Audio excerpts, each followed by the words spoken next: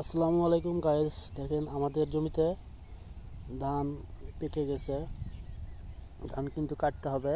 ধান কাটার উপযুক্ত আছে, তবে 2-3 দিন আরও দেরি করতে হবে। দেখেন পুরো জমি কিন্তু পেকে গেছে, শুধু আমাদের জমি না, মাঠের সব জমি প্রায় পেকে গেছে। অনেকে জমি কেটে ফেলছে। ওই যে দেখেন এই পাশে একটা জমি কিন্তু ধান কাটে নিয়ে গেছে। তো ধান কাটার মৌসুম এটা, জ্যৈষ্ঠ মাস। গ্রামগঞ্জের সময় সবার বাড়িতে এই ধান কাটার মৌসুম আসে, যারা ধান চাষ করে।